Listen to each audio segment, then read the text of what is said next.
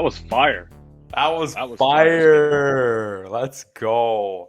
We finally got some theme music, Hardies and Hardos. Shout out to my guy, Jack Donovan.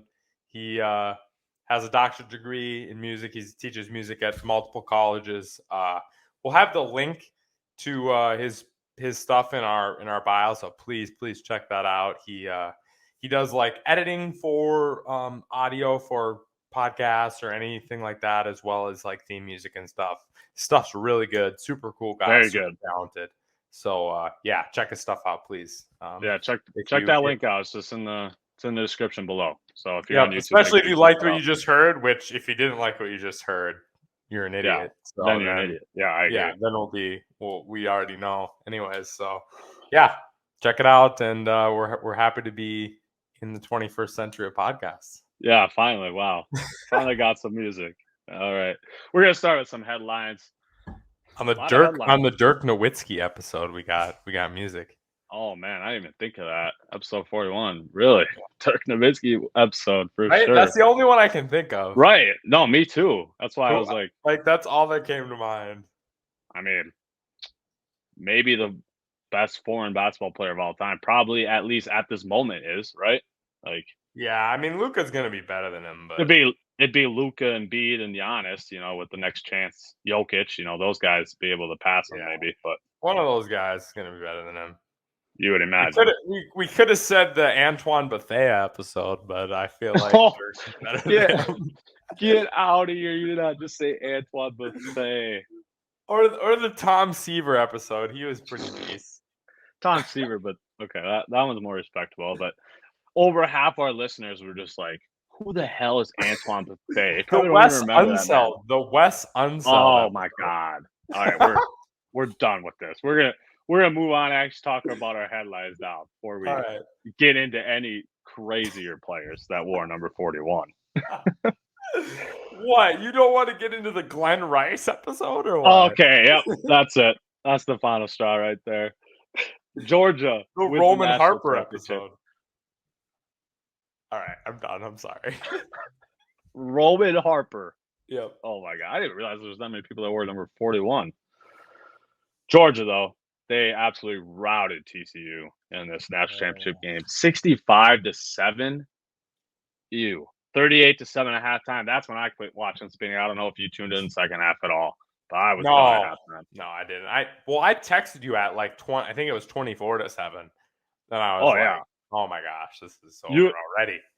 Obviously, I didn't think it would get that bad, almost 60 points. Yeah, 65-7 is ridiculous. But you could tell right away when Georgia scored on their opening drive, you're like, oh, this has got just the feeling of a blowout. Like, that was what I was feeling, at least. Like, I don't know about you, but when I was watching the very first the only feeling I was having other than that was feeling bad for TCU. Honestly.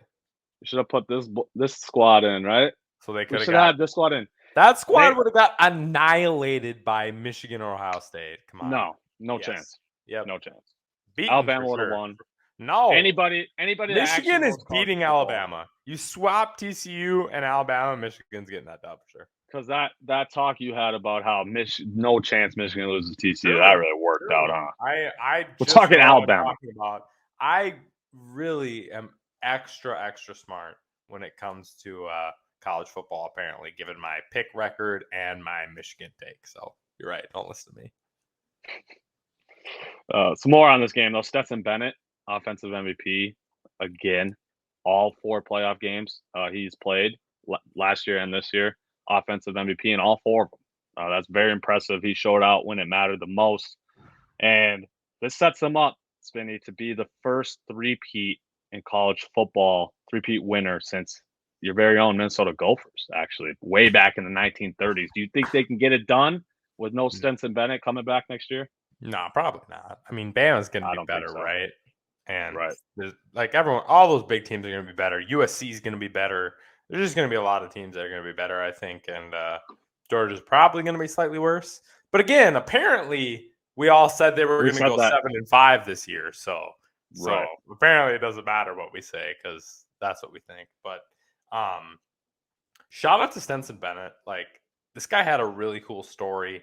having to go to junior college and come back and that whole situation, and just everyone overlooked him, never had the biggest arm, not sure if he was going to be athletic enough, and man balled out, won offensive MVP in all 4 of the playoff games and 2 straight national championships. It's just cool for him, even if, at the pro level, he's not, that great. It's like he's the best college football player of the college football playoff era, right? Honestly, like the most accomplished. Most accomplished. The most accomplished. Probably a better word. Yeah.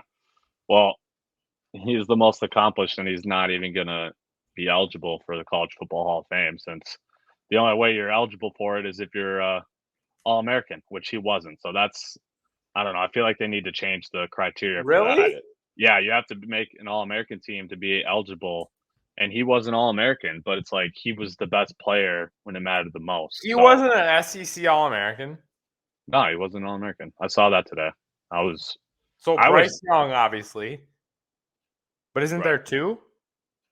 I don't know how college football works. I don't want to dive too much into it because then I'll be probably speaking wrong. All I know is I saw he was an All-American, and now he's not eligible for College Football Hall of Fame because he wasn't, which they obviously need to switch up their requirements if that's the case. Honestly, though, you probably should be an All-American to be eligible, right? For the most part. Like, I'd say like 99% of the time that's going to hold true. Yeah, that's true. That's fair. But it's tough to see a guy like that not be eligible after what he did. There should be an exception, right? Right. Moving on, Carlos Correa. That fiasco is finally said and done. 6 years, $200 million with the Twins. This is a great deal money-wise, that's for sure. They, I think, in total are paying him $40 million more than the Mets' final offer, but the last there's like some weird, what is the term? Vesting option or something? Yeah. So the last 4 years, he has an option to earn $70 million more. So it's like 2015. Man, what is it? Is it 2015? So that's, and 15. Is it? No, it's like 25, 15, 10. Right? That's right. Something like that. Anyways. And it's all based on at-bat plate appearances from the previous season. It's like 505 is the first year, and then it slightly goes down the last 2 years from that. But also the Twins have a team option at the same time. So, even if he doesn't make that criteria, if they want to keep him, they can. And it's like for less than $20 million, which at that point is a really good deal. I love this deal. I think it's the best shortstop deal. And I understand that there's worries about Correa's leg and how long his longevity, but you only have him for 6 years, right? Like, yeah, right. You only have to keep him for 6 years. So yeah, if that actually happens, then you're on the docket for 6 years. But what? He's 27, right? I thought he was even older than that, 28, 29. But okay, but even so, you don't have him much past 35 years old. Right. Which is like the basic end of prime for most players. So you're not really stretching it a lot. You're not paying him that much. And on the upside, if he is healthy, man's a top 5 shortstop for sure. So I just love the upside, and the downside's not too heavy. And another plus side about the contract is the 6 years are front loaded as well. So I think the first 2, maybe 3 are like $35 million, and then it decreases from there. So it's obviously easier when contracts are front loaded like that, because then towards the end of his career, you can complement him with other players if needed. Another contract here, this time in football, Roquan Smith, he got the bag, 5 years, $100 million. That's $20 million a year, $60 million in total guaranteed. That's the highest contract for an outside linebacker or off-ball linebacker, how they put it, I think. That's crazy. In terms of money per year at $20 million, and in terms of total guaranteed at $60 million, those are the highest values at a linebacker. Yeah, this man is good, and very good. Let's think about the Ravens defense here, right? They're Humphrey, and they still is Peter still on a contract for another year, I believe, and then I believe so. And then you got Hamilton, if he turns out to be what he kind of showed this year. And, You got Roquan. It's just like they're just build. Their defense is going to be absolutely stacked. And if Lamar comes back healthy and they can maybe throw another receiver, that's got to be a big team for DeAndre, right? That's got to be looking into it. A guy like that, you pair him with Bateman as the 2, and they're a rushing game with that defense. Like, you're loving your life if that's. Can you imagine? Can you imagine the Ravens and Cardinals doing another wide receiver trade? That would be funny. Crazy. They just traded Hollywood Brown, and now they're gonna give the Ravens DeAndre Hopkins. That'd be funny. I think the Broncos got to be in play for that too, right? Broncos got to be in play. There's multiple teams in play. Multiple teams. I mean, there's a lot of teams are in play for sure. Right. More NFL news. 2 coaches have been fired already. That's Lovie Smith after 1 season with the Texans, and Kliff Kingsbury for the Cardinals 7 months after he received a 7-year extension. Kingsbury, to me, that makes sense. He was the coach there for 4 years. 3 of those 4 years, he went under 500. Actually, 2 of those 4 years. 1 year he went 500, and last year he went 11-6. I anticipated them, maintaining that or even taking another step forward this year, and that just definitely wasn't the case. Even with Kyler, they were struggling and not looking very good. So I don't think you can really use the Kyler injury at the end of the year as an excuse for him, right? Yeah, I mean, I think if they were looking good going into, like you said, if they were looking good going into that Kyler injury and then it happened, like that's one thing. But you can tell there's a disconnect between Kyler and Kliff at this point. And given Sean Payton being on the market right now and like getting first shot at him before teams like LA and Dallas possibly fire their coach, if you can get lucky and outbid Denver or make a big play like that and get Sean Payton like right now, that's the biggest part of this makes sense, is just that candidate availability and Payton wanting to be in a big market on the West Coast. Yeah, those are good thoughts. Lovie Smith, I was not really okay with this. He was given the team knowing it was going to be in a rebuild. I mean, that was obvious from the get-go. This is 2 years in a row now the Texans have fired their coach after 1 year, and both seasons were obvious rebuild seasons. So I don't get why these coaches are being punished for. I mean, they did exactly what they were supposed to do in my eyes. Yeah, how should I put this? I know all I need to know about the Texans organization based on firing 2 coaches after 1 year. We might have talked about this previously, but I just, if that's what you're going for and that's the type of hire that you're going for, it just tells me what I need to know about your organization. And maybe they were just trying to, bridge it till they got a quarterback and then get the coach they wanted, but it's like you're looking worse. Every time you're looking worse and you're getting worse candidates who want to come to you. So it's like, I don't know. I mean, we kind of know this, right? We've had a lot of conversations about the type of coaching jobs you would take and you wouldn't take. And obviously it's on a micro level compared to the NFL. But like there's lots of colleges like in this area that maybe I could get a coaching job at, but I don't want to, given the outlook, right? Yeah, it's the same for the Texans. Yeah, it's like, who wants to go there? Like, there's no way you're getting any of these up and coming guys that have offensive minds. Like you're not going to get Sean Payton. No.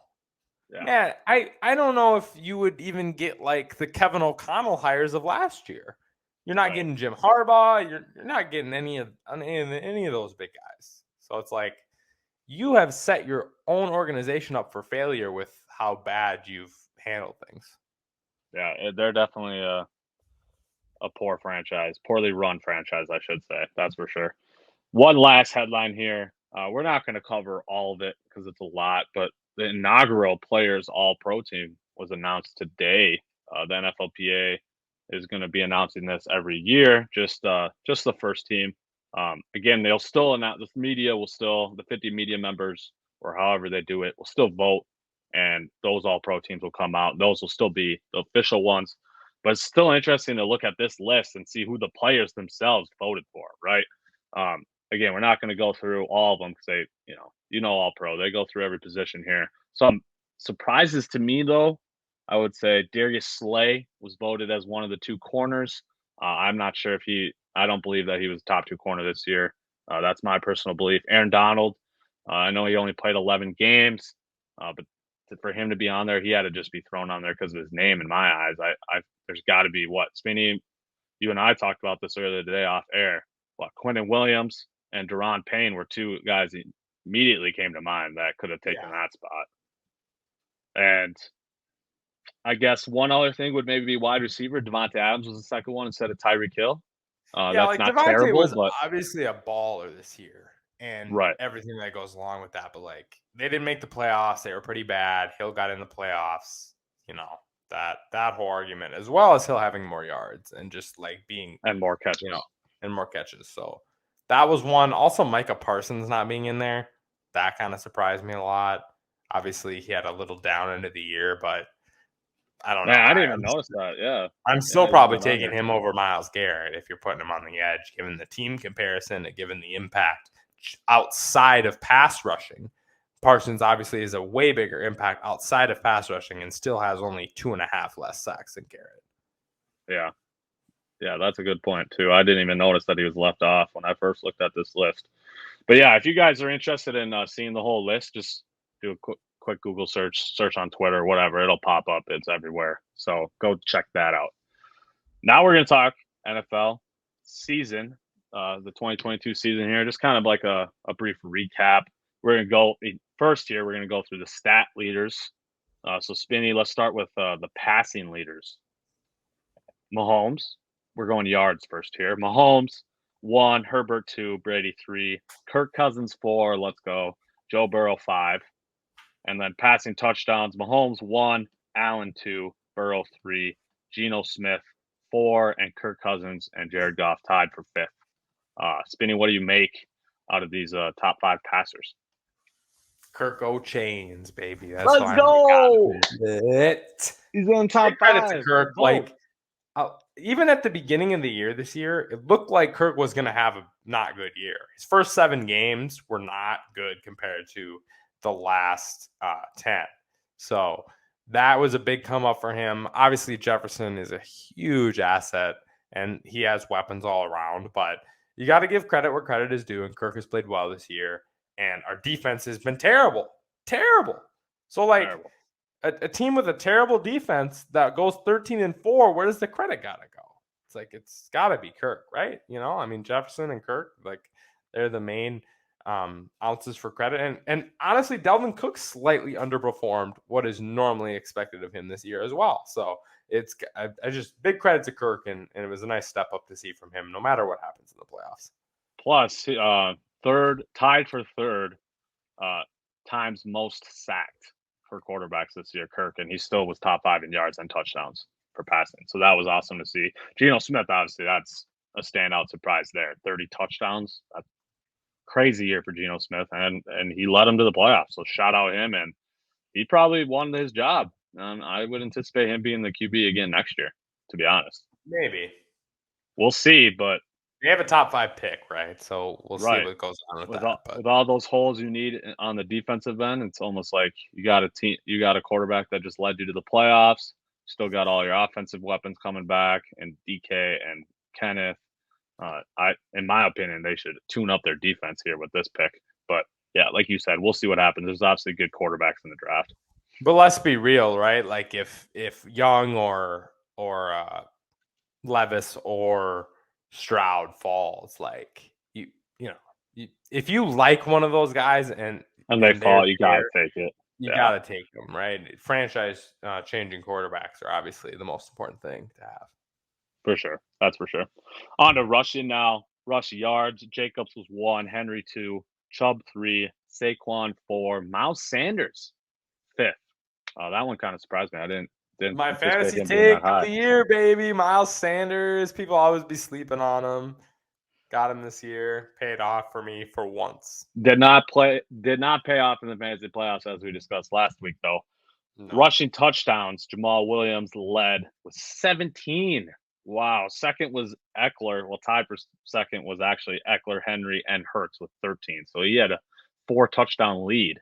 That's incredible. Touchdown a game for Jamal. Literally. a touchdown a game. That is insane. And Chubb rounds out top 5 with 12 touchdowns. Yeah, so I mean, like I already said, Miles Sanders to me was one of the biggest prizes, sneaking into the top 5 in rushing yards, and then obviously Jamal Williams having 17 is by far the biggest surprise there. Yeah, Jamal was 7th in rushing yards as well with 1,066.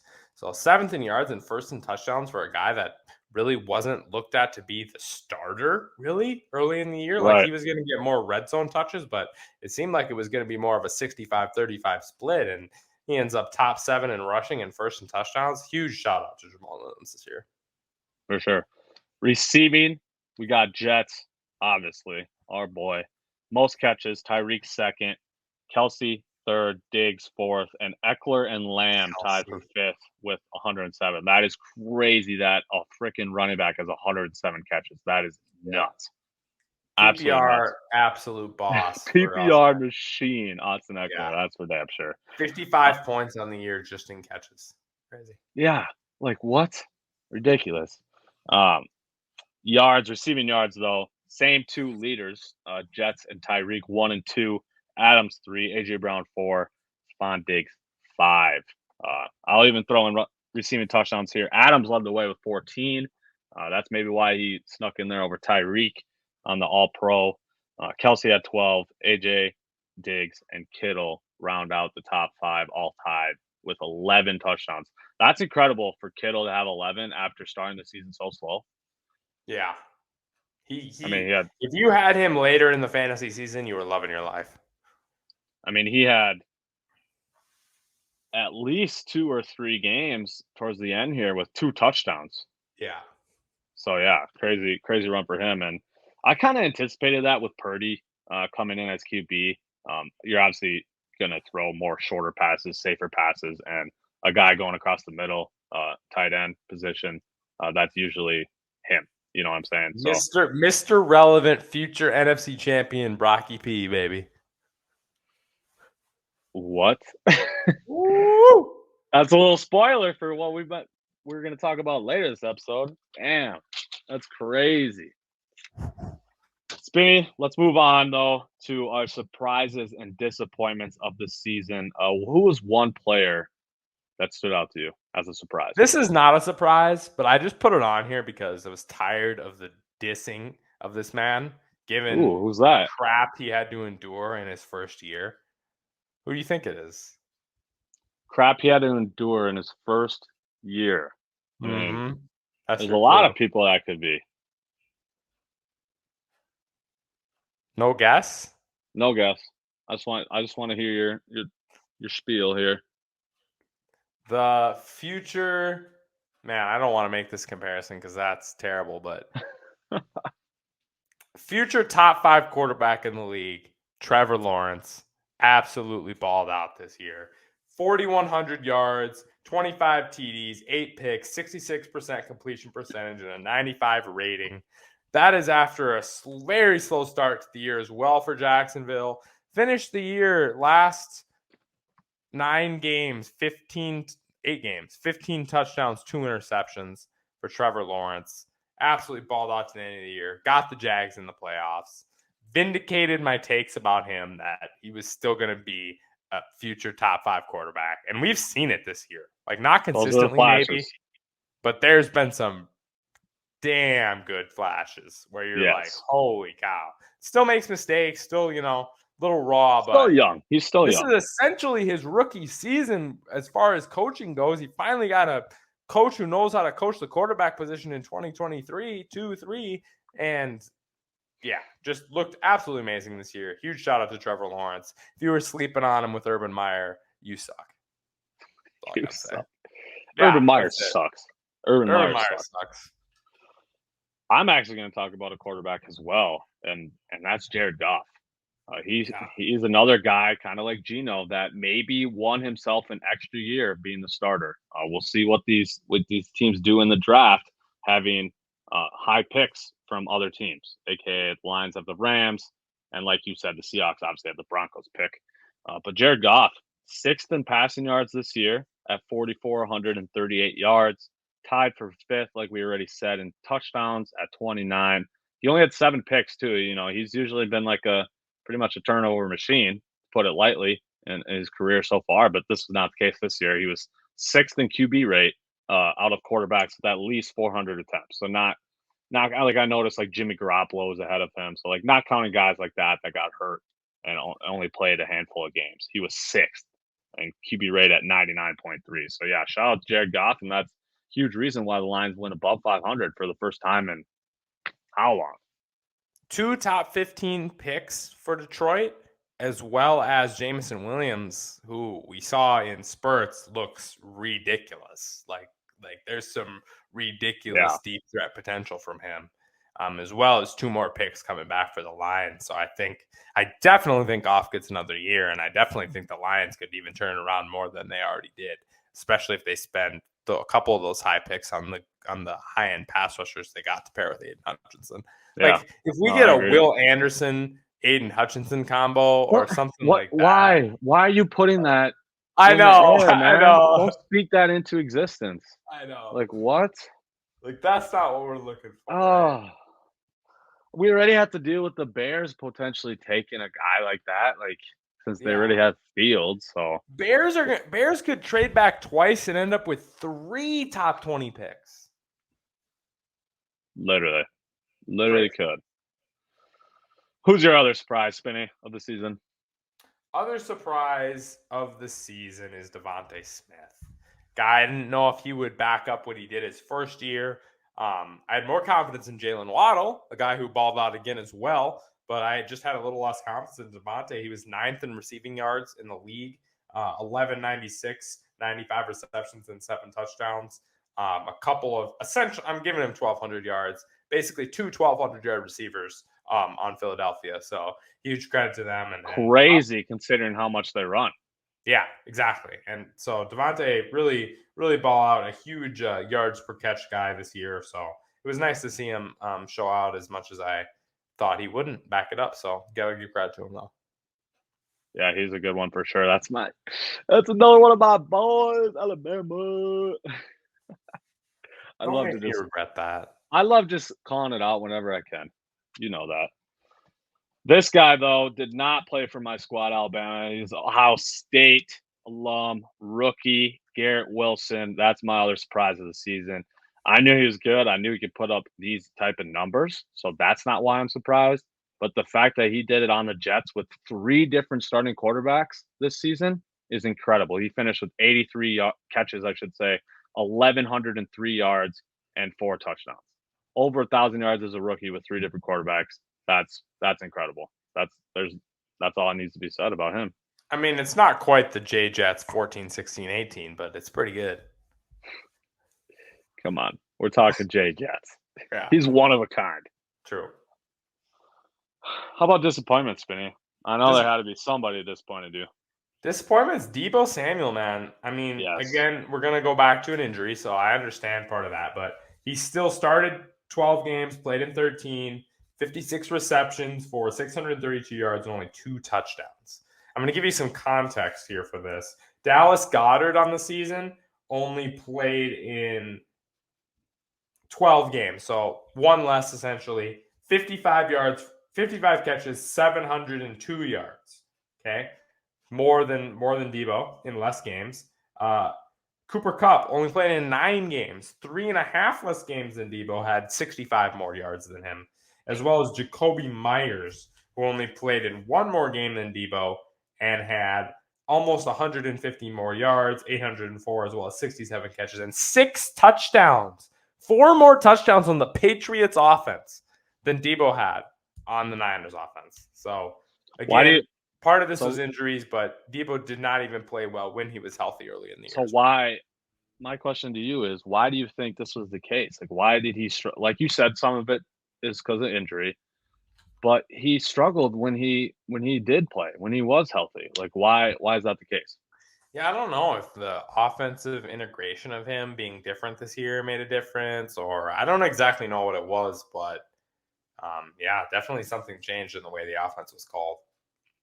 I know he only played 2 games, maybe 3, but he also, this is also a guy that had 3 different quarterbacks this year. Maybe that had something to do with it.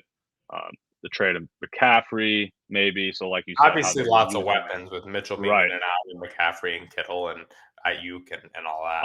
I was going to say Ayuk took a nice year 3 step forward this year, finished with above 1,000 yards. So, a lot of different factors there. But yeah, definitely a disappointing season for Deebo Samuel, to say the least. My guy is Gabe Davis. Now, he, in terms of his career, had a good season. He had the most catches and yards in his career and tied for the most touchdowns. He had 48 catches, 836 yards, and 7 touchdowns. I expected more from this. I expected more. I really did. I expected for sure over 1,000 yards. I thought he would flirt with the 10 touchdowns. 7 is still good. That's solid to see. But to be under 1,000 yards, I definitely did not anticipate that. I thought for sure he was going to take a huge leap this year, and it just didn't happen. Yeah, I mean, I still think there's going to be a lot of betting on him going into next year, but it wasn't for quite sure what you wanted to see. He's still young. He's still paired up with one of the best quarterbacks in the entire league. So, maybe next year is the year that he takes that step forward. Do you have any other disappointments? Yeah, Russ. Like, we got to talk about it again. I'm sorry. I got to relive my crap Denver take, but 16 touchdowns, 11 interceptions, played in 15 games, 3,500 yards. QBR for the season, 0 to 100. QBR. Let me guess. Go ahead. QBR. Well, I know he was ridiculously bad this year, and he goes to 100. Let me say 28. 36. But in context, if you spike the ball, it's in passer rating, it's 0.39. So in QBR, it's about 19 if you just spike the ball. So we're looking at just twice better than just spiking the ball. Horrible season from Russ. And I hope they get a coach that can get him to run again and get him to be the guy that he was, that we even a little bit saw in week 17 or 18 with that pass to Jerry Jeudy. He was kind of like outside the pocket and hummed it. That's what we need to see more of from Russ. And if we can get a coach that can scheme that out, I have a little more faith. Still, despite the cheesiness that is Russ. You got to still have faith. I mean, this guy's a Super Bowl champion. And I do, like you said, I do think a lot of it falls on to Nathaniel Hackett and just being a terrible coach. His scheme just did not fit Russell's play. And hopefully they can get a new coach in there and turn things around. And if they get a guy like Sean Payton that can stand up to Russ and be like, hey, here's the deal. That's another thing, too. I got this proven. I'm proven. Like, I'm good. And you were bad last year, so you got to change. That's the kind of situation that needs to happen. For sure. My last guy I want to talk about, Joe Mixon. 814 yards, only 3.9 yards per carry, and 7 touchdowns. This was his worst season since 2017, which was his rookie year. This was just, I don't know. This is a guy that was one of the best running backs in the league last year. And to not even get over 4 yards a carry or even 1,000 yards rushing on that good of an offense, that's definitely extremely disappointing to me. And it makes you wonder how they were able to keep winning all these games when the rush game has been this bad. I know. So, yeah, I mean that's something to watch. Obviously, big ball, BBB, big balls Burrow. Man. Yeah, big balls Burrow. I guess he's been hooping. He took care of business, but in the playoffs, you got to get that rush game established. That's one of the biggest keys in the playoffs. Last year's wild card round, 5 of the 6 teams that led the game in rushing won the game. Obviously, there was a couple of blowouts, so there was more rushing in the end. But if you can run the ball and stop the run, it still holds true in the playoffs. For sure. Last little recap piece here. We're going to talk about teams that Spinny and I were spot on and teams that we were way far off on based on our preseason predictions. So, yeah, essentially this is a mini Fat L and Big Dub segment, essentially.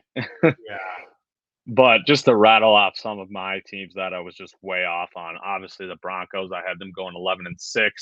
They went 5-12, almost a complete flip there. This one was a complete flip. I had the Raiders also going 11-6. They went 6-11. Some other ones, those are AFC ones that stood out to me. NFC ones that, again, complete flip here. I thought, like I said, that the Cardinals were going to take another step forward this year. 13-4, I ended up having them go, and they went 4-13. That is crazy. Rams, another complete flip, 12-5. They went 5-12. And the Seahawks, obviously, I was low on them coming in. 3-14 is what I predicted, and they went 9-8, made the playoffs. Yeah, a couple of similar ones there for me. I had the Colts in the playoffs at 9-8. Obviously, they were terrible. Broncos 11-6. That looks ridiculous. Rams and Packers both underachieving in the NFC. I had wrong on Seattle 4-13. Again, I had them. They made the playoffs. Yeah, Denver definitely was the worst one for me, but couple of bad ones. I had the Dolphins a little over 11-6, but still put them in the right seat in the playoffs. And the Ravens, I had them at 13-4, and they ended up not winning their division. And the Bengals, I had the Bengals 19-8, so or 19-8, 19. Whoa, 9-8. I had the Bengals 9-8, and obviously they did much better than that. So a couple of big L's for me on that one. Wins. That one is before you transition to teams you got right. That is a little surprising to me considering how high you are on the Bengals now. You were not high on them in the beginning of the year, though. I just, now that they've done it for 2 years in a row and the way Burrow's talked this year, like literally the Super Bowl window when they asked him and he said, it's the entire time I'm here. Yeah. Just he's got that confidence. He backs that shit up. He really does. Backs it up. So like, I love Joe Burrow and he's sold me this year on them way more. I'm going to be high on them in the future for sure. And Ravens obviously changed a little bit when Bateman got hurt and then Lamar got hurt, and then they didn't have any quarterback or receivers. Bucks, I also had 13-4. They ended up 8-9, so that was a nice big L as well. Wins, 49ers, 2 seed, 13-4. Exact correct prediction. This one was really surprising to me because I did not anticipate them winning 13 games. I did not see that. Zero chance of that happening in my eyes, and you got that spot on. So shout out to you. Yeah, I love them going in. Kansas City 14-3 is the 1 seed. Had that exactly right. I had Bills 14-3. They went 13-3, obviously. So that one was pretty close as well. Vikes 12-5. Eagles 12-5. Both those teams did well, even a little better than I estimated. So a couple of good close ones in there, and Niners and KC both exactly right. Yeah, those are good ones for sure. Unlike you, I was high on the Bengals coming in. I had them going 13-4. They went 12-4. You know, same with you in the Bills situation there. Texans anticipated them being terrible. They were. I had them going 3-14. They went 3-13-1. So that's almost the same there. I was exactly right on the Dolphins. I had them going 9-8, and they went 9-8. To the NFC, just like you, I had the Vikes going 12-5. They obviously went 13-4. I had the Lions going 8-9. They went 9-8, so that was another very close one. And then two other ones that was spot on were the Bears 3-14, and that's what they went. And then the Panthers 7-10, and that's also what they went. So yeah, it's just interesting to look back and see how brutally wrong we were in some places and how actually spot on we were in other places. Yeah, more right. I had to pull out the old picked every game schedule from the beginning, but it was more right for wrong than me, pretty much. I was pleasantly surprised, even though we had a couple of really bad takes. But other than that, I think we did decently well in the NFL this year, unlike college football. Like, you just had to throw that in there. I mean, come on, goodness gracious! I'm sorry, Hardee's and Hardos. Like, we got to do better next year. Like, that was some crap. I'll do more research, Hardee's and Hardos. I'm sorry. We apologize. We apologize for our last 4 or 5 weeks. Our first half of the college football season was great. Yeah, we were both up and looking good, and then it was just so. Yeah, absolutely. Tough one. Well, Spinny, is it about that time or what? About that time for a theme song.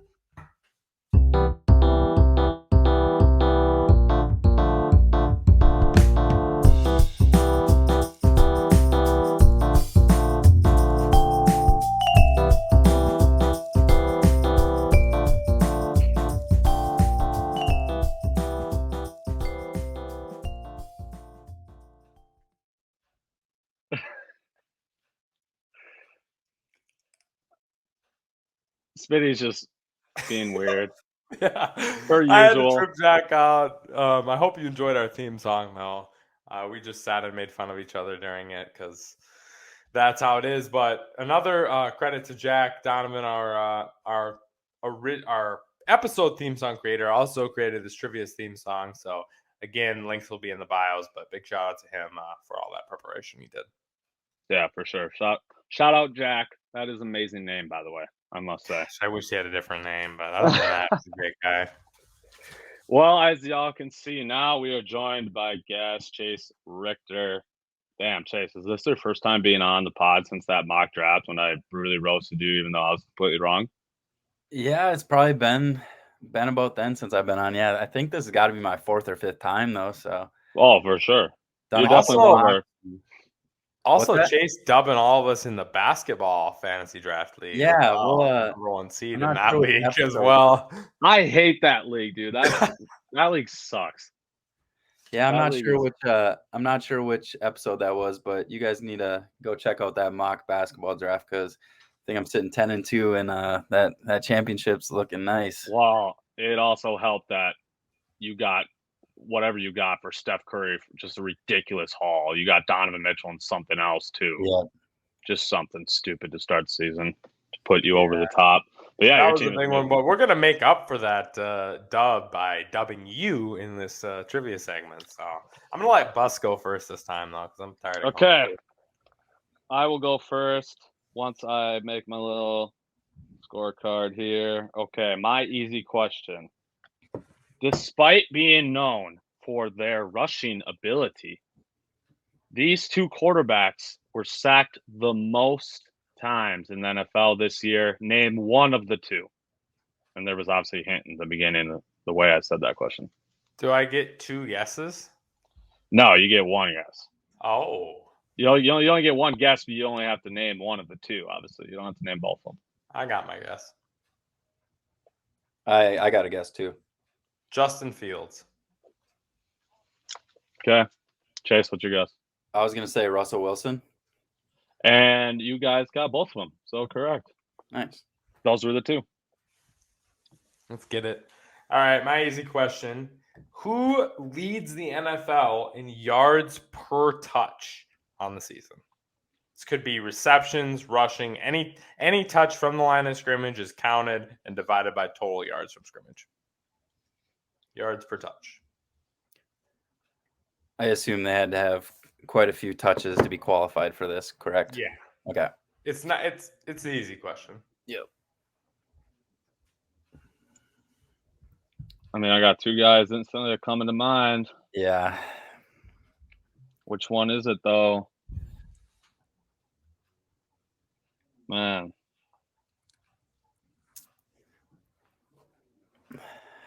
I got 2 or 3 options too, but I don't know which one I want to go with. Boss, I'll let you go first whenever you're ready. Or just, yeah. Man, I'm going to be so mad if it's the other option here. I'm going to go Tyreek Hill. It's obviously one of the guys I was thinking of.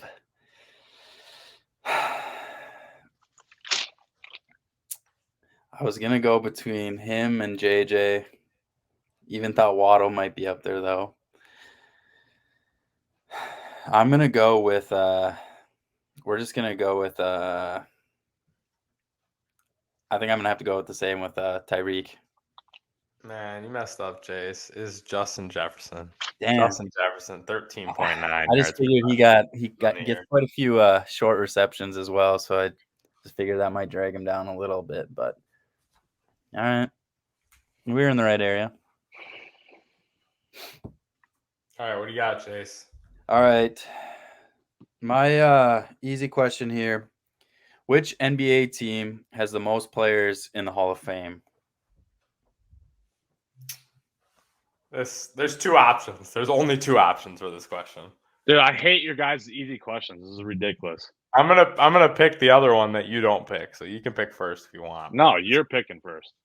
All right. If you're just openly gonna go out and say I'm picking opposite of you, then you're definitely picking first. Well, you gotta pick opposite of me then, so at least one of us gets it right. What? No, I'm picking whoever I'm picking. like you said, I'm gonna say Boston then. We're gonna go with the C's, and I was gonna go with the Lakers. Yeah, it is Boston. Let's go. I think I might have to boycott this trivia game. I think that was a 50-50 shot. That was a good question. It was a great question. It was. I hate 50-50 shots for easy questions. It should be like a no-doubter. Yards per touch. Just ridiculous question. My medium question. Wild card round was established in 1980. That's a little context for y'all. How many wild card teams? This is 1 point for each. There's 2 questions, 1 point for each. How many wild card teams have won the Super Bowl, and who is the most recent? So those are your questions.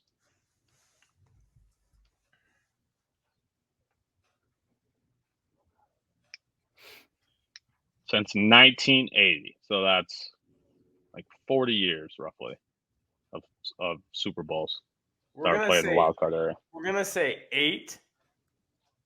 You said won the Super Bowl or made the Super Bowl? Sorry, won it. We're gonna say 6 won the Super Bowl, and most recently was the Seahawks. No, we're gonna say Giants. 2011 Giants. That's the most recent one I know for sure. So 6 and 2011 Giants. I'm going to say 5 and the Giants. Spinny was the closest. Neither of you got it right. Either question right. It's 7. 7 teams have won the Super Bowl. The most recent, I'm surprised, Spinny, you didn't get this one, is Tampa Bay Bucks. 2020 were the 5 seed. The Saints won the division that year. Oh, man. That's always tough in those. Yeah, I thought the Bucks pulled that division out. That's my bad. They were the 5 seed. Yep, they had to. Can't remember they beat in the first round, but then they went on the road to New Orleans and won in the second round, and then they also won on the road in the championship as well. Yeah. So yeah, did not cross my mind. My medium question: who has the most yards from scrimmage in the NFL?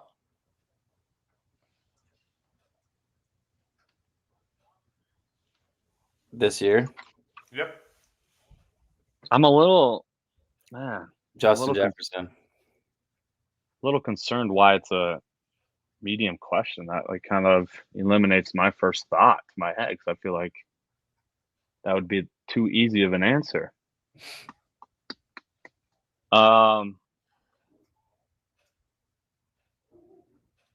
Okay, I'm gonna go Saquon Barkley. You're going Jay Jets? This man also led the league in rushing yards. Jacobs. That was my other option. It's always a running back for scrimmage yards. Always. Yeah. I know. Yeah, I should have probably chose Jacobs. Dang it. I had him. I should have known that. All right. My medium question.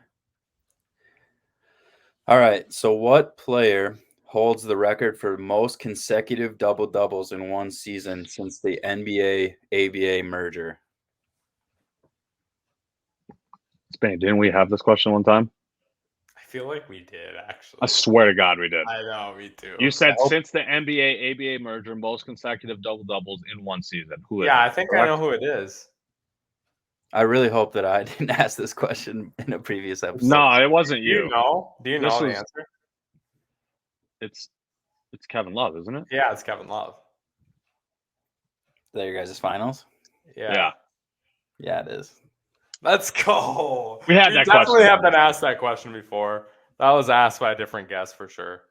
It was George. Yeah, it was George. Ago. So entering our hard round, right?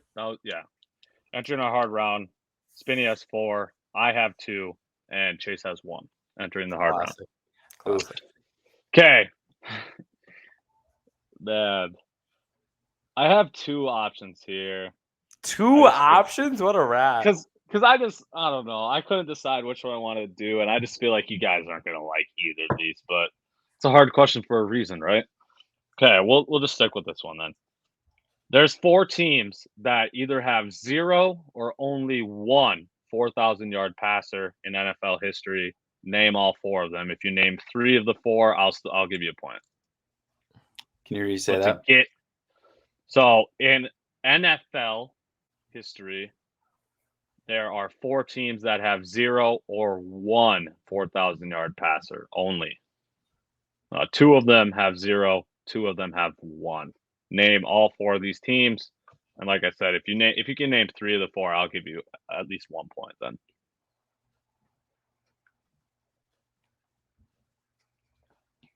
Now I think about it, I think my other question was way worse, so I'm glad I did this one.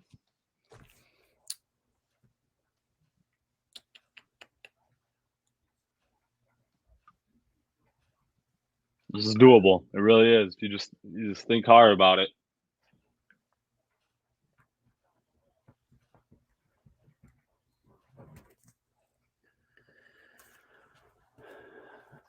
Teams that don't pass for a lot. Don't pass a lot, I should say. Yeah, I have 3 of 4. We're making 4 guesses, correct? 4 teams, yep. Jets, Seattle, the Bears, and this is the one I don't have yet.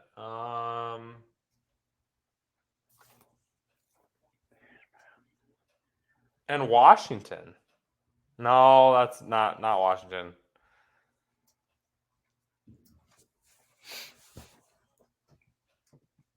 Oh, and Carolina. So Spinny's got Bears, Jets, Carolina, and crap, I can't remember your other team. Seattle. Chase, what do you got? All right, I got Bears, Browns, Titans, and we'll go with the Jets. Neither of you got full credit. Chase gets 1 point, though. He did get 3 out of 4. Spinny, you only got 2 out of 4. Bears and Jets have 0 4,000-yard passers in their history. Notice how I emphasize NFL, because you go back to the AFL, Joe Namath was the only one in the Jets franchise history as a whole. And the 2 teams with only 1 would be the Eagles and the Browns. The Eagles, that one is really surprising to me. Eagles and Browns. So that's why I said it was kind of doable at least. I don't remember, honestly. Okay. I didn't write down the ones, but you would have thought Donovan would have got it a couple times, yeah. Yeah, I figured that question was kind of doable though, because if you think about it, like Bears, Jets, Browns, like those teams have really had passers in our lifetime at least. So that was a good one. Okay, who has the most fumbles returned for a touchdown in the NFL this year? This person has 2, is the only one in the NFL with 2 fumbles returned for touchdowns. Oh, this is going to make me so mad when you tell me. Oh, my gosh. Well, Vikings player should have had 2 in one game, but I actually know this because Do you? I swear I know this because I saw both of them happen. Oh, no.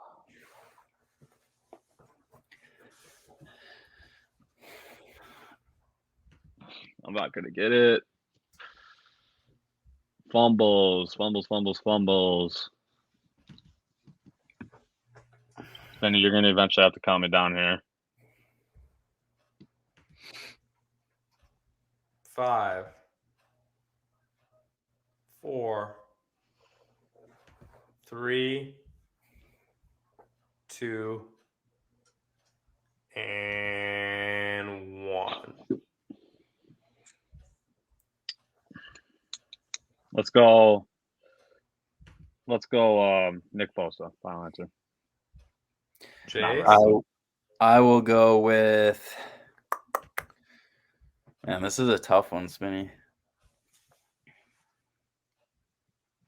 I'm just gonna go with Micah Parsons. Okay, both wrong. I will give you a second guess. I will give you a second guess for 1 point, and I will give you another hint. It was one of the teams mentioned in Jack's hard question. Oh. I think I know who it is now. I think I know who it is. You shouldn't have said that, Spinny. That actually gave it away to me. So I'm pretty sure we talked. I'm almost positive we talked about this dude before we started recording. Me and you. Chase, you got to give an answer first because I'm pretty confident in this one. I'm pretty confident in this one. God, Sauce Gardner. No, that is the right parameters there. Hassan Reddick, Philadelphia Eagles. No.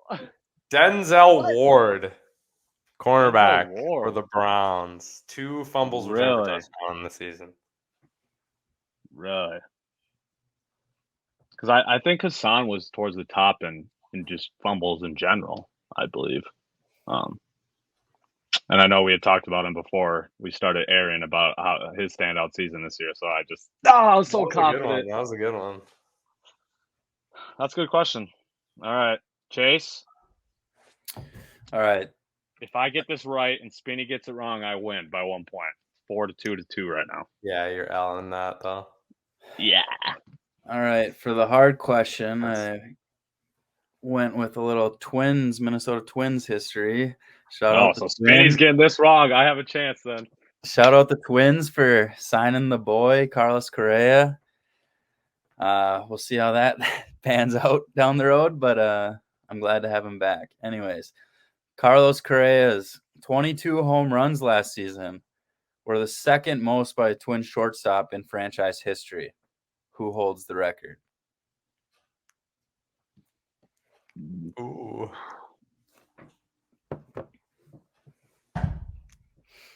Man, I feel like this might be a trick question. I do too. If I answer, right. So I think we have the same guy then, probably. Because that's the only one that comes to my mind. I know, me too. I will say I don't think it's a trick question, but can you give us the in our lifetime hint? No, because I don't know. I don't know. I don't know if that would give it away. Ooh, that does help me. That means my answer's not right. Shortstop. I don't know any Twins shortstop. So is it? And I guess I don't know how this was, if they played other positions and stuff. So I don't think. That's why I thought maybe it was a trick question. I think this is just pretty. I think it's pretty straight up, but I'm not sure. So 22, you said, was Correa last year? Yep, second most in franchise history for a shortstop. I'm not going to get this right. I'm not going to get it right either. I now feel like it's not in our lifetime, or it's at least borderline. I don't know any Twin shortstops from before our lifetime. No lies. I mean, it absolutely has to be within our lifetime. I would have to think. I'll give you that. Still all right. I got my guess. I don't think it's right, but I'm sending it. You got a guess, Bus? Let's go. God, what's his name? Doesn't he talk with isn't he on the TV nowadays too? Roy Smalley? Is that how you say his last name? You guys know what I'm talking about? I know what you're talking about. Yeah, he's on the TV nowadays, isn't he, or no? Maybe I'm making that up. That's my guess. Screw it. I'm going to say Jorge Polanco. That was my guy. So yeah. Finals? Yeah, finals. Yeah, that's Spinny, you're wrong. Bus, you're right. I'm right? Oh, yeah. Roy Smalley. Let's go, Spinny. Let's go. I didn't really think about that Polanco technically probably – I don't even know how many he had or if he was batting or playing second the most that season where he had a bunch of home runs. But no, I think that year he was shortstop. I do that's too. What I mean. That's what I mean. The question could have been a little flawed. I'm not sure. But, I mean, yeah, Roy Smalley obviously played in our lifetime, I think. But at the buzzer, Spinny. At the buzzer. Good pull, Bus. I did not think you guys were going to get that. L. How did you find that? I actually had no faith in my answer. I literally Googled the only old guy. MLB trivia, and that was one of the first questions. MLB trivia. Yeah.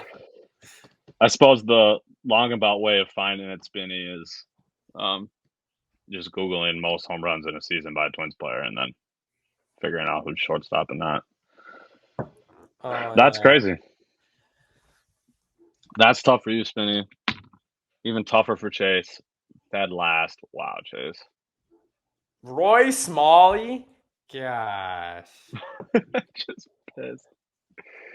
All right, y'all. We're about to talk about the NFL playoffs. We're going to predict each round. So Brian Dozier was a second baseman when he hit all those homers? Yeah, he's second baseman. Okay. You guys want to start in the AFC or NFC? Your call. Let's start in the AFC just because I think it's a little less controversial. AFC, we're starting the wild card round. Obviously, we got the Dolphins, 7 seed at Bills, 2 seed. Ravens, 6 seed at Bengals, 3 seed. And Chargers, 5 at Jags, 4. Who do y'all got? Chase, let's hear your takes first.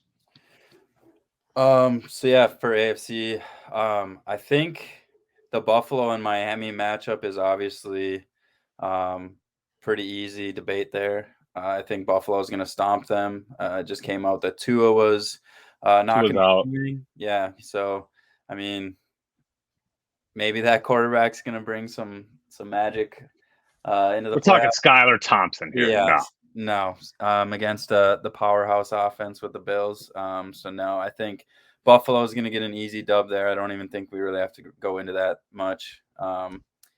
Cincinnati and Baltimore, that is an interesting matchup, I think. Obviously, you got Lamar's practicing and playing, right? Did that come out this week? No, Lamar is most likely not playing. He's not playing? He has not practiced yet. Oh, okay. He's still questionable, but he has not practiced. I got you. Okay, well then, no. I think Cincinnati probably wins that. Baltimore is obviously notorious for their defense and a good team, so division rival, division opponents are always tough. Third time they're seeing them this year. And yeah, I think, but at the end of the day, I think Cincinnati comes out with that win. The 4-5 with Jacksonville and the Chargers, that was a tough one for me. I really, really like the Chargers. I thought they were going to be a lot better than they were this year. They've kind of been a little disappointing to me, but I ended up picking the Chargers. I just think Justin Herbert's got a little more experience, maybe a little better offense. And I think they're just probably going to sneak by. I think it should be a high-scoring good game, though. So, Spinny, what I tell you, man, I told you this, man. Chase was going to come in here saying the Chargers are going to win this game. I told you that was going to happen. I'm already knowing what Spinny picks, so I'll let you know, Chase. I picked the Jags. I'm with you on the Bills-Bengals. Same thoughts there. Even if Lamar plays, I don't think the Ravens win. Him missing that much time and then just coming back on short notice and playing that, there's no rhythm there. There's really maybe even a loss of chemistry as well. So I think the Bengals pull that one out. Like you said, the Bills, that's a blowout in my eyes. But I got the Jags. Home field advantage here. Yes, Herbert is more experienced in terms of just games played, but this man also has never made the playoffs. So he's going to be in the same boat as Trevor Lawrence. I truly think this year, even more than previous years, it's really going to come down to home field. And I'm scared that's a little foreshadowing to my NFC predictions as well. But I just don't see the road team coming in and winning, especially when we already saw the Jaguars absolutely steamroll the Chargers this year, 38-10. All right, y'all. Before I talk about my picks, God. Yeah, I told Bus about this pre-show, and Chase doesn't know yet. We're gonna play a little game for a shot. Okay, loser between the three of us gets a shot. So there's 6 playoff matchups this weekend. We are gonna play a little game of pick the spread. Okay, if you get the spread exactly correct, you get 3 points. If you are within plus or minus 1, you get 2 points. If you're within plus or minus 2, you get 1 point. Does that make sense? Scoring system? Okay. And how? Okay. How are you scored? So there's 18 total points, correct? Right. If either one of you gets to 13, then I lose. And I take the shot. If neither of you gets to 13, then the lower between the two of you takes the shot. 12. Let's make it 12. All right, I'll concede to 12. All right. I like it. Fair? Let's do it. Okay, we're going to start with the AFC. So start with the AFC, yep. We're going to go Dolphins, Bills. And we're allowed to say it from either perspective, right? As long as we, it's just a number. It could be plus, minus, whatever. Right. Tua ruled out. And you have the lines as of today, correct? I have the lines as of FanDuel from 4 p.m. today. Okay. I got an answer. I got one. I'm going 10. I was going to go Bills favored by 12. Okay, so the line is 13.5. 13. So 0 for Buss and 1 point for Chase. Okay, second game. So just at 13. We're going to go Chargers, Jags. Man, this one's kind of stumping me. I don't know who Vegas thinks is the favorite here.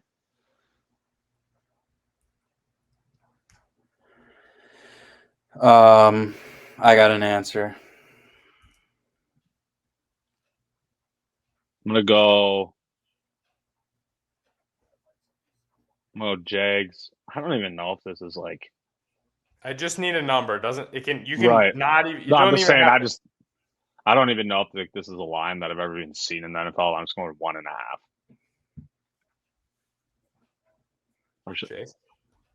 I'm gonna go. Jags are favored by 3.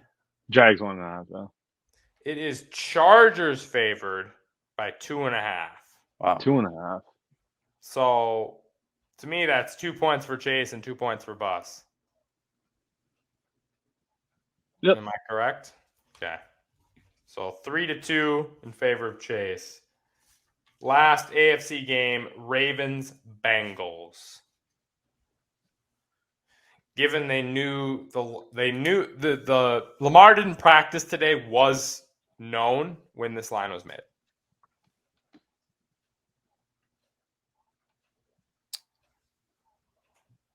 Bengals -10. Bengals 12. It is Bengals -8.5. Damn, I was gonna say 9. I get 1 point then. 1 point for Buss, 0 for Chase. It is 3-3. We're gonna change our scale. If either That's of you what I thought too. If either of you gets to 10, I will take it. Right away, I thought 13 was a lot. I was like, what? Yeah, we're gonna move it back to 10. So I need one of you has to get 7 points in these final NFC games. But before we get there, I'm going to talk about my AFC picks very fast. I have Bengals over Ravens. I think even if Lamar plays, he's not 100%. It's going to be a tough one. Jags at home over the Chargers. And if I was betting this, I would really bet the Jags. You get Jags plus 2.5 at home. That's a big one. And then Dolphins, Bills. I'm taking Buffalo, right? I can't take Skylar Thompson to beat Josh Allen and that talented Buffalo team on the road. So we got Bills, Jags, Bengals for our 3 AFC advancing teams. So we'd have Jags at Kansas City and the Bengals at Buffalo. Or is Bengals Buffalo neutral? Or is it still Bengals at Buffalo, right? Yep. At Buffalo, yep. All right, so now we're going to move on to the NFC. And before we talk about our picks, I just want to do a little guess the line to finish it out here so one of us will have to take a shot before we give our NFC picks. Okay. What game's first? First game, Seattle at the 49ers. I'm going to say 49ers 10. Yeah, I'm sticking with my trend of 10. 49ers minus 10. That is 2 points for both of you. It is 49ers minus 9.5. Okay. 5-5. What are we at? 5 and 5? 5-5. Come on, Chase. How many Next points did game, you say? Giants at Vikings. This one should be easy. Giants favored by 3. No chance. Vikings favored by 3. I'm assuming they just gave us 3 points because of home field. Okay, so technically I said the plus-minus number on which side doesn't matter. You just had to guess the line. So it is Vikings favored by 3. So Chase also said 3. So points go both ways on this one. So you lose. 8-8. So you lose. There's one game left. I thought you said 7 points was all we needed to score. I said 10. 10, buddy. Oh, okay. 10, buddy. Okay. So we're still in it. This is where I want to be. You have to get 2 points on this. You have to be within 1 point, one of you, to get it. And we have Cowboys at Bucks. I forgot it's at Tampa Bay. That's crazy. 12 wins versus what does Tampa Bay have? 9? 8. They didn't even go above 500. 8 wins. I mean, it's got to be pretty much the exact same as the Vikings in my eyes, I would say. So I'm going to say 3. I'm going to say that Dallas is, 3, I guess. Doesn't matter. Dang, that's tough because it is 2.5. Dallas by 2.5. So that is 10-10. I shouldn't have lowered it at 10. I should have kept it at 11. That's my own fault. So Chase and Buss will start to give you their NFC picks while I take my L. Buss, you go ahead. Okay, we'll start obviously wild card here. We'll jump back and forth between the conferences based on the round, obviously. So we'll jump back to AFC when we talk divisional here. We got Seahawks at 49ers. It's a 7-2 matchup. Giants at Vikes 6-3 and Cowboys at Bucks 5-4. Again, like I said earlier, I'm rocking with the home team. And if y'all are listening audio, please switch to YouTube right now so you can witness Spinny take this shot. I'm rocking with the home teams. Seahawks, 49ers. I got to rock 49ers. I don't anticipate Geno Smith being able to win a road playoff game against that good of a defense. Giants, Vikes. We're going to interrupt Buss and take my shot. Right, do it. You all suck. What kind of alcohol is that? Oh, not good based on that reaction. Little Kentucky bourbon, Woodford Reserve. It is very good. I'm just a pansy when it comes to alcohol. So, shot there for my L. You face it like a champ. Giants, Vikes. I just don't think Danny Dimes in his first ever playoff game can win on the road in our atmosphere. And either way, I'm picking the Vikes. Obviously, just biased take there. So that's enough to be said about that game. Cowboys, Bucks. This is where I might get a little interesting here. I know Spinny said the Cowboys are favored. I'm rocking the Bucks. They got the home field advantage. They got a man at quarterback with 7 freaking Super Bowls. Even though I hate his ass, I just don't see Tom Brady losing this game. And also another factor that made me choose the Bucks is just how much of a choke job the freaking Cowboys have been in our entire lifetime. They always have a good record, always go into the playoffs and lose right away. And with how bad Dak has played these last couple of weeks, I think he's up to how many games? He missed 4 or 5 games, and he's at 15 interceptions or something like that. I'm anticipating him coming in and struggling, turning the ball over a couple times, and Tampa gets the win. Chase, what do you think? So I'll just start here with San Francisco and the Seahawks. I think San Francisco is probably going to steamroll them. Obviously, Seattle's had a very good year. Geno Smith has had a career year. Good for him. Good for the team. It's a fun story, but I just don't see how they're going to walk into San Francisco and beat them. They are so tough. Doesn't matter who they put behind center. Clearly, they just continue to get wins. Christian McCaffrey, that trade was obviously panning out very well for them. So they're going to be a very, very tough opponent for anybody. So they're going to, I think, take care of Seattle. I am a little more skeptical about the Giants game than you are, Bus, I think. I agree with you. Danny Dimes' first playoff game, on the road. U.S. Bank Stadium is a very tough place to play. I think it's one of the better home field advantage stadiums. Obviously, the Vikings' offense has been great. Defense has been hit or miss, bend don't break. But, I do think the Vikings will end up pulling it off. But that is a game that I think will be closer than we think. I hope not, obviously. I don't think it's going to be a blowout. If you all misunderstood me with that, I do think it's going to be a good game. I'm just saying I'm not going to pick against the Vikings. Yeah. Let's just hope it doesn't come down to a kick, please. And then for Tampa Bay and Dallas, it's so tough. Obviously, Dallas has shown plenty of times this year that they can score 50 points a game, get takeaways on defense. Micah Parsons is obviously could be an MVP of this league someday, Defensive Player of the Year. But like you said, the guy with, how many Super Bowl rings at home. This isn't his first rodeo. So I do think Tampa Bay is going to sneak one out there as well. Another close game. But it's just hard to bet against Tom Brady. And, like you said, Cowboys are just choke artists. So I hate the Cowboys. I hope they do choke. So. Yeah.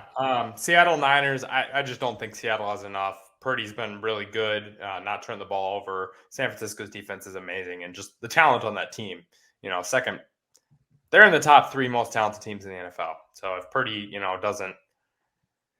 doesn't get stage fright too much in his first playoff game, I think they'll be just fine. Giants at Minnesota, this is going to be a close one. If Ed Donatel can figure out and play some press coverage and make Danny beat him deep, we'll be fine. Otherwise, it's going to be a 35-32 type of finish because they're going to short pass and dunk it to Saquon all day and burn us and make our defense look bad like it is. And Kirk's going to have a game-winning drive in the fourth quarter. I think the Vikings win, but it's going to be a tough one. Cowboys, Bucks. I think it's the Bucks. The Cowboys' bad game is the worst bad game of any of the playoff teams. That's of any of the NFC playoff teams. That's a big thing for me with them. When they're not on, they look really bad. They've had a horrible end. Worse than the Vikings, you think? Maybe not we quite got worse. Blown out like 3 times. True, but we saw Dallas last week against Washington. We saw what that crap game can look like. Dak has also thrown 15 interceptions in 12 games this year. And when he turns the ball over, that's bad looks for them. Dak has had a bad season compared to his normal, probably his worst year since his rookie year. I just don't trust Dallas on the road, especially. And we saw the Bucs last week. Bucs are the opposite. Had a crappy start to the year. Last week, Brady threw 400 yards and 3 tutties. Mike Evans 200 yards and 3 tutties and 2 tutties and all that type of stuff. So they're in the right spot. Dallas is in the wrong spot. It's at Tampa Bay, and I'm not betting against Tom Brady.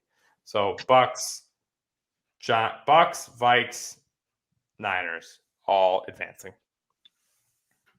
Yeah, we're all in agreement there in the NFC wild card. AFC divisional, and I hope y'all were keeping track of who you guys matched up with each other because I'm only keeping track of my own matchups here. Yep. Well, before we start this too, I did want to give quick overall Super Bowl odds right now currently on FanDuel. Odds to win the Super Bowl: Kansas City plus 330, Bills plus 420, Eagles and Niners both plus 500, Bengals plus 700. That's your top 5. 6 through 10, Cowboys plus 1300, Chargers plus 2100, Bucks plus 2800, Vikings plus 3000, and Ravens plus 4400. So those are your top 10 teams on Vegas odds. Plus 3,000, smash that. Plus 3,000, smash that. I think plus 2,800 for the Bucks would be a smash for me. I'm smashing the Vikings. We're winning it all. I'm just kidding. AFC divisional. I have the Jags visiting the Chiefs and the Bengals visiting the Bills. Same. I mean, it's the same as all my other games so far. I'm taking the home teams in this one. The Bengals-Bills, to me, is just a straight toss-up. I can see both teams winning. So that's straight toss-up to me. That's why I'm going to go home field advantage. That's going to help Josh Allen pull that one out. And Chiefs-Jags, there's just obviously way too much experience for the Chiefs, playoff experience that is, as compared to the Jags. So they're going to take care of business there. I don't really anticipate that being a game. So that makes my AFC Championship game Chiefs-Bills, which if that pans out, that's going to be played at a neutral site. Chase? How about you guys? For AFC, so I obviously went with the Chargers here over Jacksonville. So I got Chargers and Chiefs here. I think the Chiefs are just too good. Mahomes has just been there too many times. I think they're going to take care of business. Plus, I completely agree with you with Cincinnati and Buffalo being, a toss-up. I hope it's a 30, 40-point game for each team. But I don't know. I like Joey V's swag. I think they're hungry to get back. They're probably one of the hottest teams, if not the hottest team in the NFL right now. And Buffalo, I mean, they just had that obviously horrific incident with Damar Hamlin, but I think that's going to be a motivational factor for them this year. But I think I'm going to go with Cincinnati. I think they're just playing too well right now. So I'm going with Chiefs and Cincinnati advancing. B cubed, baby. B cubed. Big Balls Burrow is going to go on the road and get a dub in Buffalo over Josh Allen and those overrated Bills. Kansas City overrated would be my other game. Whoa. We're pumping the brakes on that. Are we? I don't know if we are. 13-3? They apparently we'll see. Suck Turnover now? Machine Josh Allen, most total turnovers in the NFL. Josh Allen. Your flip flop on the Bills Bengals is crazy to me. I know. Throughout the season. I was just going to mention that going into the year, I had Bills and Kansas City in my final, and so I'm just switching that a little and putting the Bengals in instead of Buffalo. Just have huge faith in Burrow and the Bengals this year, and there's been so much up and down from Buffalo. I'm not exactly sure what I'm going to get from Josh Allen in this game. So, yeah, Kansas City. I know what we're getting. Kansas City. We're getting last year, Josh in the Allen, AFC Championship. Sure. Like I said, that could happen, but you're talking down on Josh Allen a little bit too much. We all saw last year what this man could do in the playoffs. Yeah, I mean, he's still a top 5 quarterback. Still a top 5 quarterback. Top 5, top 3. I will not accept anything other than top 3. Spinny, I'm gonna question your NFL knowledge if you're really trying to tell me he's not a top 3 quarterback. That is insane. That's insane. Man, I can't wait till this man pops over 500 yards again. Most turnovers in the league this year. Red zone turnovers. Playoffs are a different game, my guy. Playoffs are a different game. We'll see. We will see. I just think your hate on Josh Allen is a little too much right now. Am I going a little overboard? You are. You really are. All right. Okay, NFC though. Even though he hasn't earned anything, Burrow's been farther in his career than Allen. Because Burrow didn't have to play the freaking Kansas City Chiefs in the second round last year. Well, Burrow also took his team to the Super Bowl. He also beat the Kansas City Chiefs. Right. He took his team to the Super Bowl. Has Allen ever beat the Kansas City Chiefs in the playoffs? Can't remember if he has. You're acting like he's just a no-show. Like he's the reason they lost that game. As if he didn't absolutely eat. He played the best game out of any quarterback in the NFL playoffs last year in that game and lost. So that's not his fault. But Burrow beats Mahomes. Allen plays good and loses. We'll see. We'll see what happens. I'm just saying your talk on Allen is too much. That's all I'm trying to get at. Ridiculous talk. NFC divisional. I have the Vikes visiting the 49ers and the Bucs visiting the Eagles. I'm kind of switching up a little bit here. I'm rocking the Bucs. They're going to pull off the upset. I think they're going to make things frustrating for Jalen Hurts, force a couple turnovers, and that'll be the key difference here. And I just like how the Bucs have been playing towards the end of the year. They're finally getting their swagger back. The chemistry with Mike Evans and Tom Brady is reappearing. And so I think this is a team that's just as dangerous as any other team in the NFC. So I'm rocking with the Bucs upset there. But sad to say here, I got to stick with the 49ers. I just don't think, like I mentioned earlier in this episode, Kirk Cousins has been sacked the 3rd most times in the NFL this year. That pass rush will eat us alive. That's the main thing I'm worried about. And then also, especially no Brian O'Neill. So that pass rush is going to eat us alive. And then Kirk having to go on the road, probably in a primetime game, These are just factors that I just don't like. So I got to rock the 49ers. Chase? So yeah, I'm going actually opposite of Buss here. As much as I love Tom Brady and love to trust those GOATs in the playoffs, and how much I hate Philly, just what I've seen when Jalen Hurts is playing is they are so good. So I don't know if Tom Brady's can keep up with that. Obviously, we've seen him put up a lot of points the last couple of weeks. Seems like he's rekindling it with Mike Evans again, but I just think Philly's too tough and it'll be at home. So I'm going Philly. And although I agree with Buss, I think San Francisco is going to eat us alive. You're going to be a homer. You're a homer, aren't you? You're I'm going to be the homer, and I just think Kirk O'Chains is going to get one more last little run out of him this year, and I think we're going to advance to play Philly.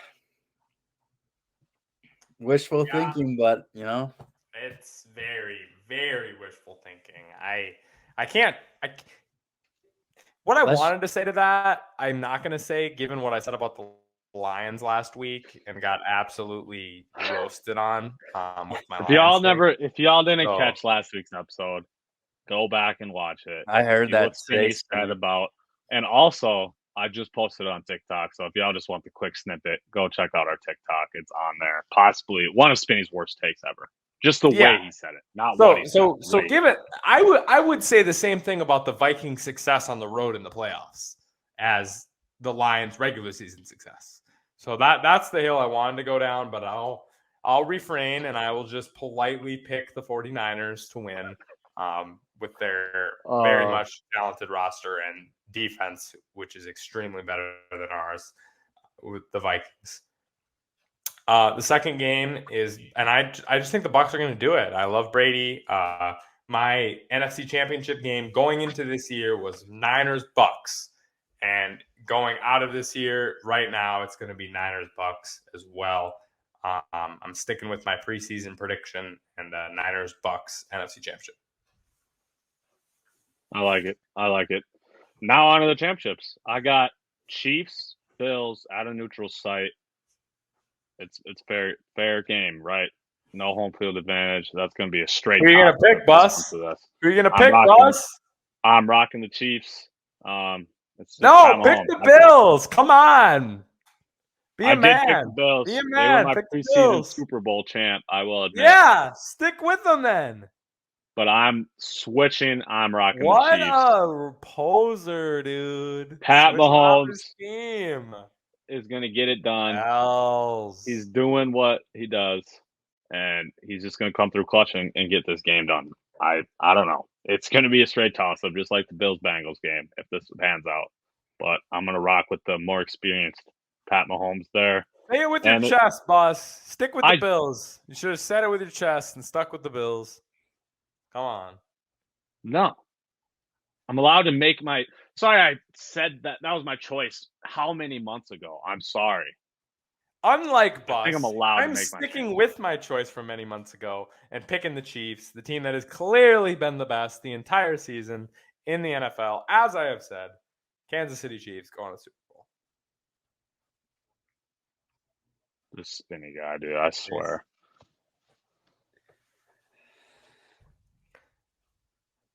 Mahomes got to get his revenge on Burrow, right? Like he's not going to let him beat him 4 times in a row. 3's enough. So Mahomes' revenge on Burrow, and they get it up. I agree with you, Spinny. That's who I'm going with. I think Patrick Mahomes wants to get back there. He wants another ring. I think they're going to do it. I don't think Joey B is going to get a win 2 years in a row. So I think they've had a great season. But I think that Patrick Mahomes is going to put it to an end. We all have the Chiefs going to the Super Bowl. Yep. NFC Championship. What do we got? Spinny and I both have the Bucs 49ers, so we might as well go first. Oh, God. So Chase is a homer. He's rocking Vikings. Of course. I'm going 49ers, though. This is where Brady's run ends. They're just too talented everywhere. I mean, Spinny said it how many times already this episode. And I just think that's going to stand true in this NFC Championship. home field advantage will be huge in this game, and I think that defense steps up big and makes a lot of pressure, or puts a lot of pressure, I should say, on Tom Brady. Nick Bosa and that entire front. Yeah, I'm going to pull a bus, and I'm going to be the biggest hypocrite on the hard-headed podcast here and do exactly what Bus did with his AFC pick with my NFC pick. I had the Bucs in the championship going into the preseason, and I'm going to take the Niners. I think we're going to get a Niners-Chiefs Super Bowl repeat. Not from last year, obviously, but from previous 2019. Damn, choosing against your GOAT, bro. Chiefs, That's Niners. tough. Chiefs, Niners. You're just going to choose against your GOAT like that? Yeah, I mean, Brock Purdy going to pull the Mr. Irrelevant and become the new era of overlooked late round quarterbacks to be good and make it to the Super Bowl. And it would be fitting too, right? Brady gets beat by Foles and Eli and Brock Purdy. Like, it would just fit the narrative. That's true. It definitely would. Chase, you are picking the Vikings. That's what you're doing here. Yeah, obviously, to say the Vikings at Philly. Listen. Obviously, to say that the Vikings are going to the Super Bowl right now sounds like a comical statement and an awful prediction, but we're going one game at a time. I think they can sneak one out against the 49ers. I don't think Brock Purdy is God. I think he could cost them. I know the team is very good, but I think he could make some mistakes. He's a young guy on the big stage. So if we're saying they're going to beat the 49ers, I don't think they're going to lose two times in Philly this year. I just don't see it. It's not going to happen. We're going to get a revenge game, and we're going to go to the Super Bowl. At Niners, at Eagles, back-to-back to go to the Super Bowl. That's what I'm saying. One game at a time. Crazy. 1 game at a time. It sounds crazy right now, but 1 game at a time. Man, I mean, I'm not. For the record, I hope I would be the happiest human on the planet if Chase was right. If we went into Philly and beat them, I would. After beating San Fran, I would throw my own personal parade. I would do anything. I would literally be running in the streets at that point. The Kirko Chains videos would be going. We would be crazy. We would be running in the streets for sure. No, oh man, Jefferson's gonna gritty us all the way. Streets, maybe it might even be streaking in the streets if we beat Philly at Philly to go to the Super Bowl. That's nuts. Crazy take. That's crazy take. Man, I hope you're right. I do. Super Bowl. We all have the Chiefs. Then I have 49ers. You have the Vikings. I'm picking Chiefs over the 49ers. I think this is where the stage maybe gets a little too bright for Brock Purdy. He's going to make some mistakes. Mahomes, he's obviously been there. He's won one. He did get obliterated by Tom Brady that 1 year. But this is where we see Mahomes get his second ring and well on his way to ring 8 because he's going to beat Tom Brady's record. Yes, he is, Spinny. Preseason parties and hardos for our YouTube audience. What is that circle team right there? I don't know because your handwriting is so brutally bad. I have literally no idea what that is. Chiefs winning the Super Bowl, just as I said preseason. Mahomes gets his second ring and does it for the Chiefs. They're just great team. Mahomes has been absolutely unbelievable this year. Amazing coaching from Reed. 2 Super Bowls in the bag. All right, Chase. Are we beating the Chiefs too then? I mean, you might as well send it then. No, we're not. What? We are not. We are losing our 5th Super Bowl, and we are going to learn how that heartbreak feels since we haven't got to experience it yet. We've experienced all the other Minnesota sports losses, but we are finally going to get to experience our first Viking Super Bowl loss. You're gonna make us experience a Super. If this actually happens, Chase I would rather be wrong. Into existence, I will come beat you. Just like I'm gonna. I would rather be wrong. Yeah, but I am a little concerned. I felt like semi-confident in picking the Chiefs winning it all, but I am concerned because we all picked the Chiefs. Yeah, that's not good. That's not good. Usually does not bode well for us. Yeah. So, man, I guess we'll see. Do you guys think that there's more Super Bowl contenders in the NFC or AFC? like who with legitimate AFC chances. for sure. I agree. Bengals, Bills, Chiefs, all legitimate winner contenders. Yep. But I think it's close. I mean, Niners, Eagles are the only two teams I actually believe in to come out of the NFC. Maybe Bucks, shaky.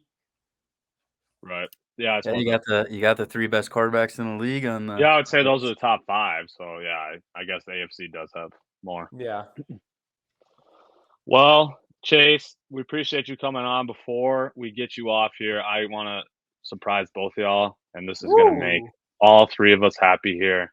Looking at this crap. I wondered what this was. I was waiting for this to come on. This is just glorious NFL analysts, which shouldn't even have a job, saying that the Packers were going to be so freaking good. So let's just take a look at this. This man on ESPN, couldn't tell you who wrote this article, thought Aaron Rodgers is going to win 3 straight MVPs. This dude on CBS of the Packers going 12-5 and in the Super Bowl against the Broncos. Wow, what a terrible take. Broncos. Like I said, why is this dude even have a job? 2 teams that aren't even in the playoffs. Romeo Dobbs, Offensive Rookie of the Year. Yeah. Now look at these pictures. We got, who is this? Kevin Clark, Green Bay, Super Bowl champions. Ben Solak, Green Bay, in the Super Bowl, losing to Buffalo. Same with Danny, whatever his last name is. This dude on the Sporting Nudes had them going 14-3. The Green Bay Packers here. Even more here. Bills, Green Bay, Albert Super Breer. Bowl. Albert Breer saying they're making Super Bowl and losing. We got Connor Orr having the Ravens in the Super Bowl versus the Packers and beating them. We have Greg Bishop and Michael Rosenberg. Now that I see that, both of them with Packers winning the Super Bowl. MVP Russell Wilson for Mike Rosenberg, by the way. Oh yeah, I mean y'all can see those season awards too, and how bad some of them were. Andrew Brandt, Green Bay Super Bowl winner. Gary, he had them losing to the Chargers, and Mitch also had the Ravens beating the Packers in the Super Bowl. This is just hilarious to look at as a Vikings fan. Why are you picking the Chargers to make the Super Bowl, by the way? The Chargers? Right. What are we doing here? What are we doing? Like I get, like we already said, these were made how many months ago? Yeah. Like I can understand being wrong, but still, like even preseason, Chargers, though? Even the Ravens too, though. I was never gonna pick the Ravens to make it out of the AFC. That's just crazy. But figured we end the episode just seeing that awesome stuff there. We love to see that. All right, Chase. We appreciate you coming on, though. For sure. It's always a fun time, guys. Thank you for having me. Peace out, Skull Bikes. Yes, sir. All right, Hardies and Hardos. That's it for us. I do have a quick Q&A for you, though. Ooh, all right. Never mind. It's not it for us. Post by MLB expert Brendan Keelan in my group chat. And also, I just saw all over Twitter, honestly. And it's your classic college football versus NFL question. Would Georgia beat the Texans? We've seen this a lot in the past years. Would Bama beat Texans or Lions or whoever the worst team was in the league that year? I'm saying no. We're still talking the top, hundredth of a percent in the entire world in terms of players in the NFL. I mean, I'm not convinced Davis Mills is better than Stetson Bennett. I agree. I'm not convinced that they're a whole lot better. I just can't picture an NFL team losing to a college team, which I'm also the majority, not convinced that Georgia could guard Brandon Cooks either. So that's what I'm saying. Like they still, yes, they have NFL players on their team that that'll make it to the league, but still, well over half of their league will never see the NFL. Yeah, or half of their team, I should say, not league. That's a good question, though. I think the Texans this year are a bad enough team to really think about. Yeah, I was going to say, I do feel like this year is a little closer than past years. I do feel like that.